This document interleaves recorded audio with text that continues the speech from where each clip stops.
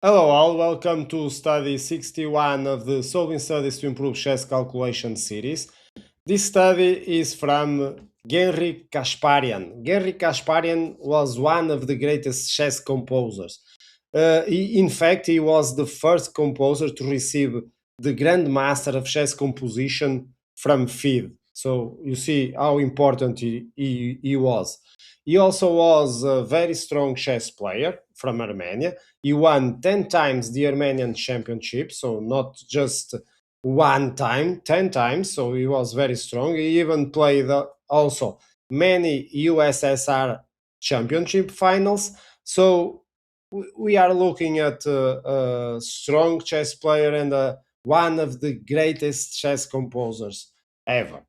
And about this study, I find it very enjoyable. I hope you will also find it. Uh, if you haven't know already, you can watch the guide so you are better prepared for the practice. And I see you after the countdown with the solution.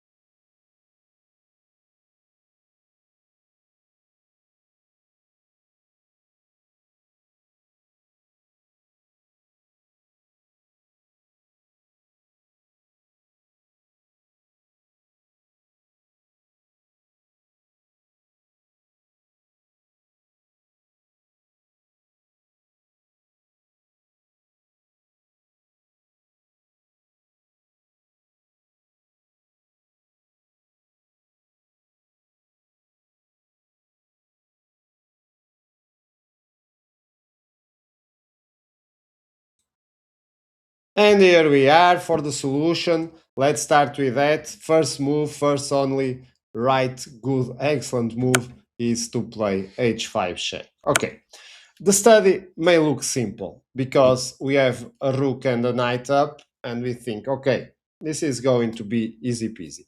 But no, because the pawn is facing promotion in the next move, and after a very fast analysis, we can see the rook can't come to control the promotion rank, and it's not able to control it from the file also because our king is in the way blocking it. So we need to find another way to reach the pawn. And of course, we need to consider checking. And the best idea is to check with the pawn, of course, because if the king takes the pawn, then I can check the king again. The king moves away, and here I am with the rook controlling the promotion of the pawn.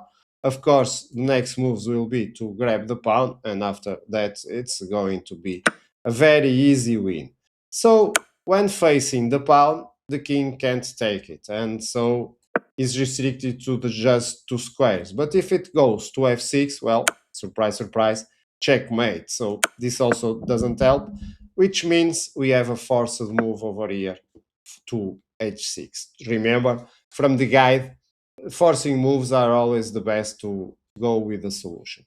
Now we need to check the king again because there is no way yet to reach the pawn. So we bring our knight. We check the king. Of course, the king can take the pawn again. We are going to see that. Or go up. Let's see what happens if it goes to g7. Well, we remove our knight with discover check. Of course, the king can't come to h6, otherwise it's going to be checkmate with rook h7. We also saw that the king can't come to f6, otherwise it's going to be checkmate. So let's see what happens if it goes to f8. We are going also to see what happens in another line if it goes to g8. But here it's simple. We simply check the king. Now it can go either side. Let's go for this one, for example. And now I just remove my king and I was able to control the promotion on time. If the king decides to go to h7, so not to drop to the f file and allow the rook to come and get that useful check to control the f file after the king moves away.